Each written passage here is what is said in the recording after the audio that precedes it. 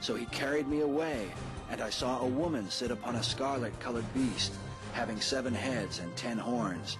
And the woman was arrayed in purple and scarlet, having a golden cup in her hand, full of abominations.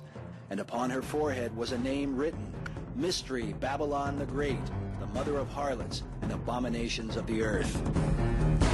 I mean, this is incredible.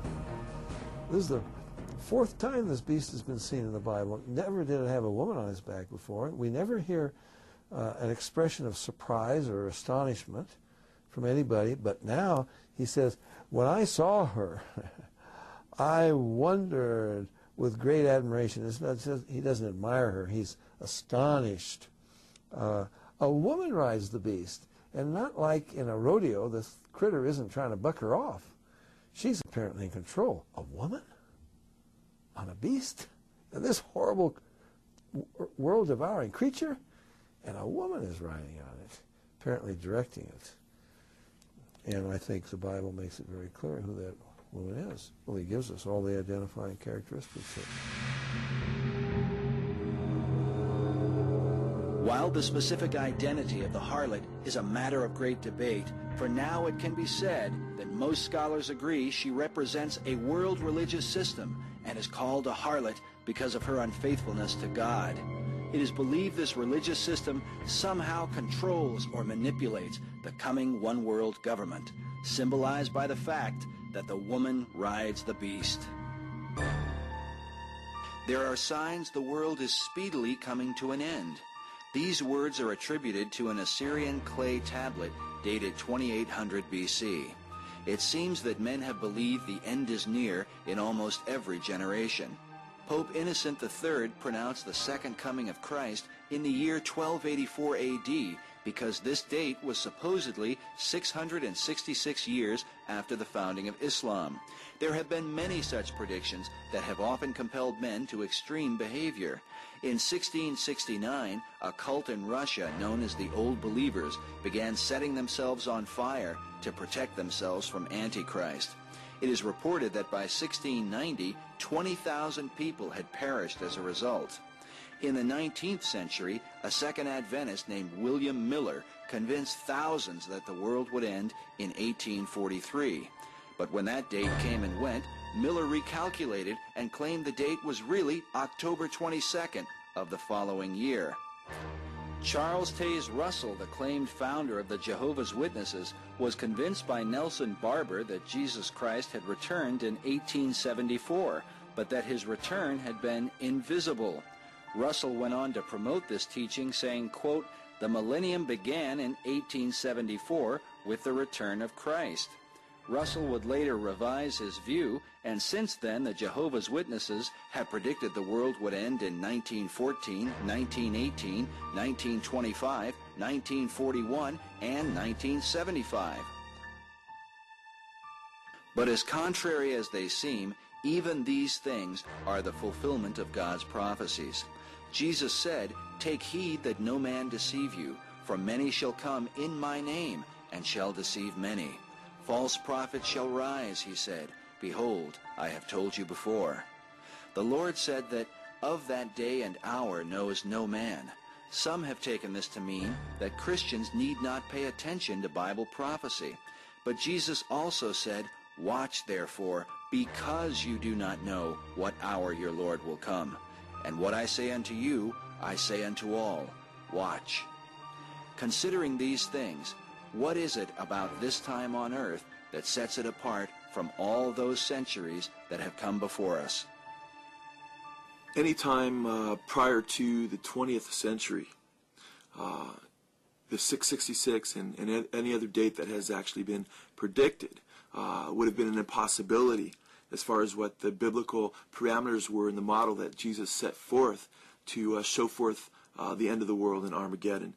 And we know that because the Bible told us that Israel would have to become a nation again. We know that Israel would have to become a nation again based on several different prophecies. I mean, and the most significant prophecy, I think, has to do with the restoration of Israel to its land, which happened in 1948. Right after World War II, you had this great influx of of Jews who became later Israelis into the ancient homeland of Israel after 2,000 years of diaspora. 2,000 years, almost. You've got these people coming from all over the world into Israel in 1948. Now, 48 was when they became a homeland, but prior to that, they were all there. From the end of the war, from 45 on, they were there, and we all know what happens. The British pull out, and, a nation becomes a nation in a day. It's kind of bizarre after 2,000 years. Some have considered that certain prophecies concerning the return of the Jews to the Promised Land may have been fulfilled when they returned from their ancient captivity in Babylon under Nebuchadnezzar. Yet centuries after this return, Jesus prophesied that they would be scattered again in fulfillment of further prophecies. Jesus foretold of the destruction of Jerusalem and the scattering of the Jews, an historic event now known as the diaspora that would occur in 70 AD. He spoke of the days of vengeance, that all things which are written may be fulfilled. For there shall be wrath upon this people, he said, and they shall fall by the edge of the sword, and shall be led away captive into all nations. And Jerusalem shall be trodden down by the Gentiles, until the times of the Gentiles be fulfilled. When he brought them into the land, he warned them, if they disobeyed his voice, he would cast them out, not just next door. He would scatter them to every nation on the face of this earth. You find that in Amos 9:9, you find that in Deuteronomy 28, verse 64. I mean, all through the Bible, over and over and over, God said he would scatter them, he would sift them like wheat among all the nations of the earth. And it happened. We call them the wandering Jew. You find them everywhere. And God said that during their dispersion, they would be hated, persecuted, killed, mocked like no other people on the face of this earth. Anti-Semitism is laid out in detail. In the Old Testament, God said to the children of Israel, "It shall come to pass, if you will not hearken to the voice of the Lord your God, that all these curses shall come upon you."